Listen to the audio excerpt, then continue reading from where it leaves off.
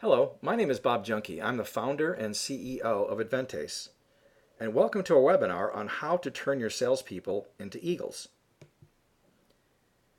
I'd like to begin by introducing you to an unfortunate phenomenon that we call the seller turnover cycle. It typically starts shortly after we hire a new salesperson and provide them with some form of product and/or sales training.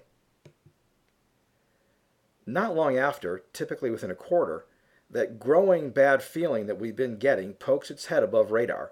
We recognize that our seller's pipeline looks bad and the forecast looks more like a wish list.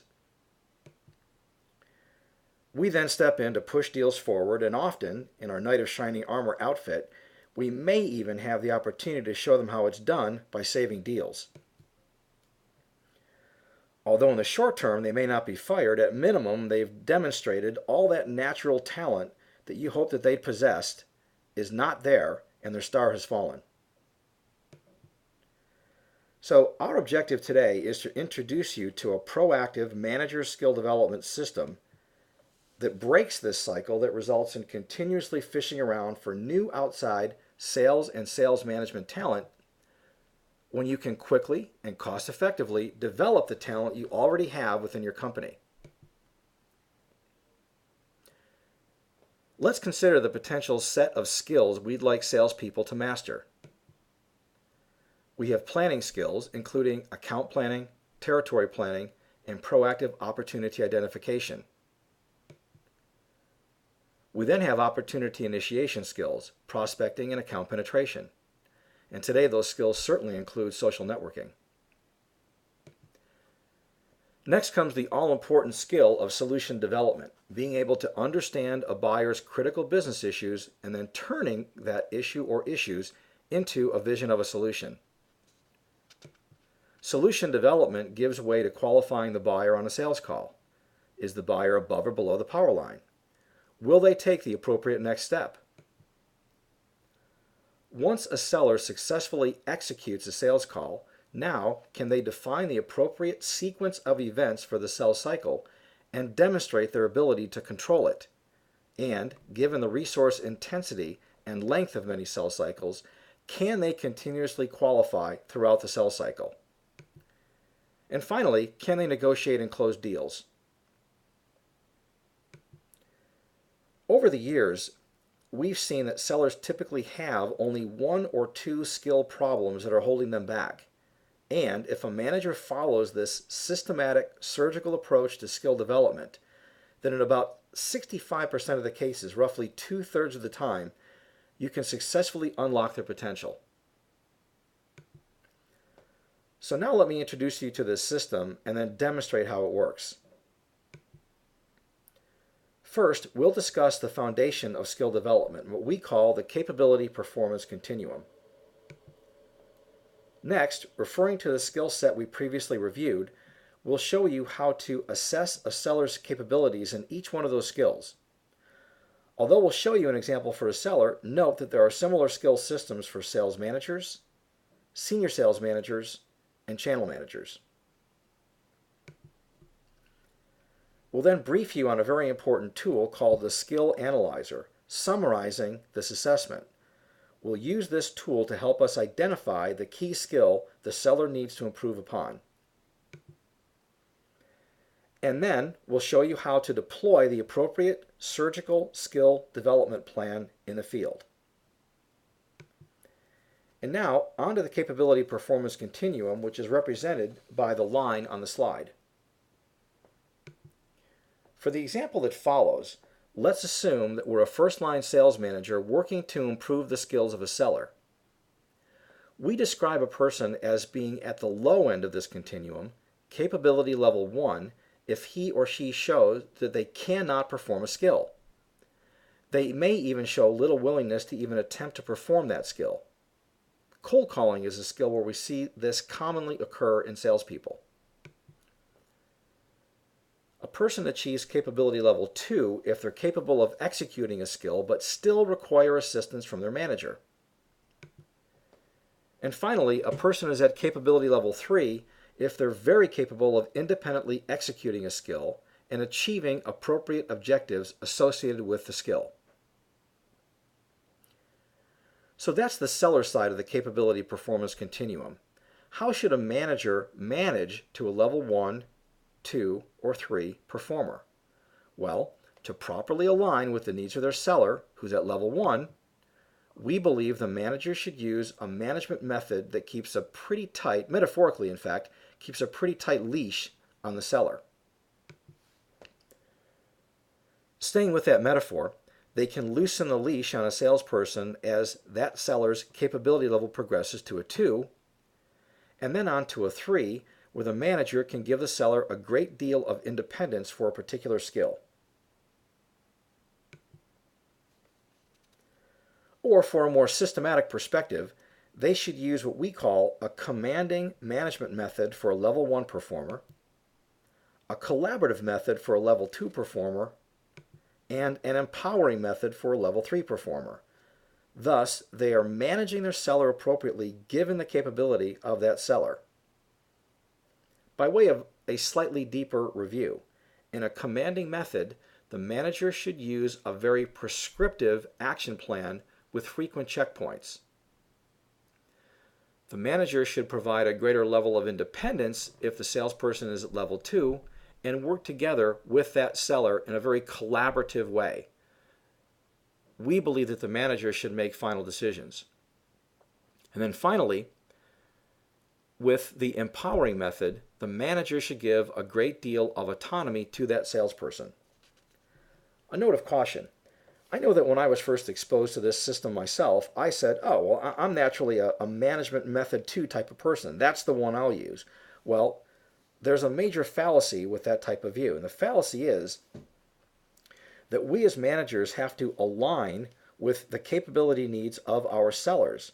So depending on the seller, the manager at some point in time will likely have to execute all 3 types of management methods depending on the capability level of the salesperson. But how does the manager know whether to assign a seller as a level 1, 2, or 3 performer in a particular skill? Well, here they should use capability assessment tools which tell the manager what specifically to look for in the performance of a seller on a per skill basis.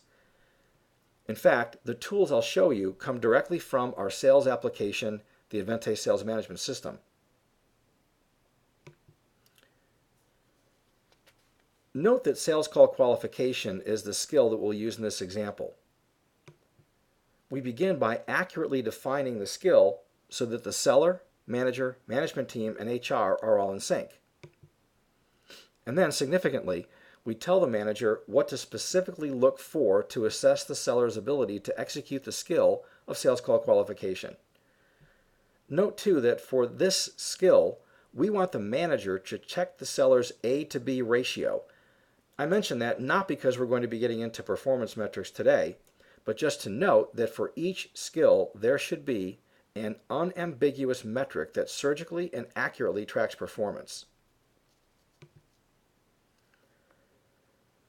We provide capability assessment criteria for all key skills, and the manager can then summarize the performance ratings on this key tool called a skill analyzer. Even with careful analysis, this tool should take less than 15 minutes on a per quarter basis to complete. And I hope you'll conclude that this is not a big burden on a sales manager, especially given the payback for both manager and seller. Note that this assessment reveals 2 key skills, sales call qualification and sales cycle qualification, as this seller's 2 key difficulties. So now what? Well, it's time to focus on skill development. Over the years, we found that by far the best approach for a manager to take is to focus on the surgical development of 1 skill per quarter. Through years of working with sales managers, we found that to do more becomes too challenging and time-consuming for both the seller and the manager, defocuses their efforts, and produces diminishing returns. This surgical, proactive focus on the part of the seller and the manager yields tremendous results, 1 skill at a time. And in this case, the skill to focus on is sales call qualification because it's the skill that the seller is weakest in, and it follows the logical deployment sequence in the field.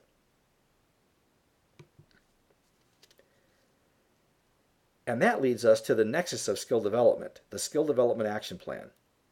Again, this plan comes from our Salesforce application, Adventes SMS.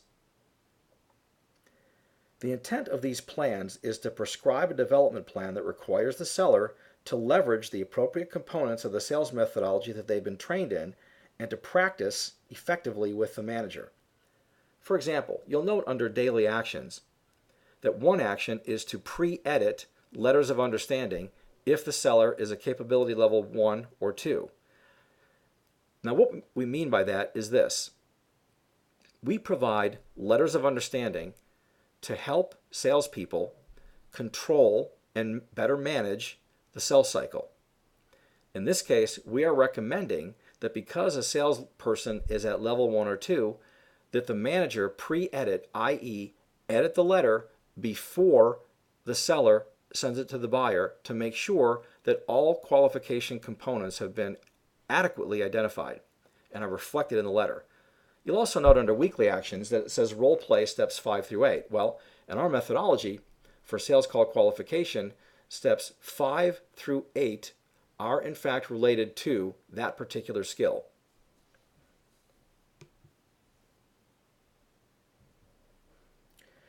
It also sets up a logical capability goal to be achieved by the end of the quarter. You'll note from our previous discussion that this seller's actual capability goal is a 1. The manager says in 1 quarter, I want you to be at a capability goal of 2. Now we consider that very conservative. Not atypically, after a quarter of this focused plan, a seller is able to achieve a capability level of 3. You'll also note, as I mentioned earlier, that with each skill, there should be a performance metric to track to determine if, in fact, the salesperson has achieved the capability goal we want. In this case, the metric to track is the A to B ratio. Today, this seller is below a 1-to-1, and at the end of a quarter, the manager feels they should be able to achieve a measurement goal of 4. So, by following this system, we can break the seller turnover cycle and immediately replace it with the skill development cycle. We use capability assessment criteria to assess each skill. We summarize the results in the skill analyzer and use it to determine which skill we should focus on for the upcoming quarter. We then put the appropriate skill development plan in place and work closely with our seller to proactively help them overcome that difficulty. Note that high-performance sales organizations also focus on skill development across their operation. So in addition to the skill development system we discussed for salespeople, they should also focus on developing the skills of their first-line sales managers, their senior sales managers,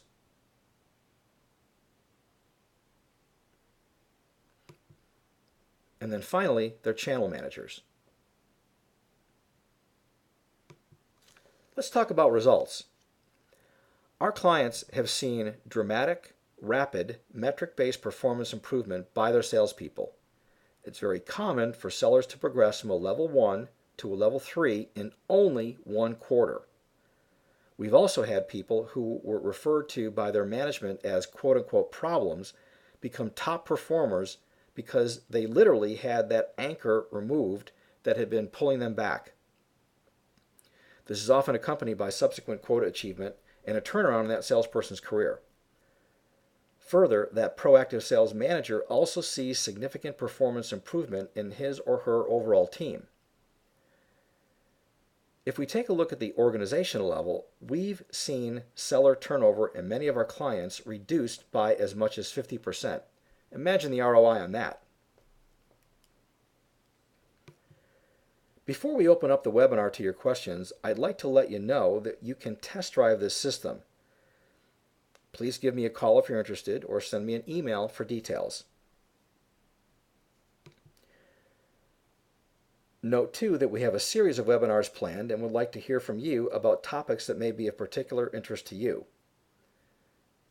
With that, I'd like to now turn it over to Mark Populorum, and we'll address any questions that you might have.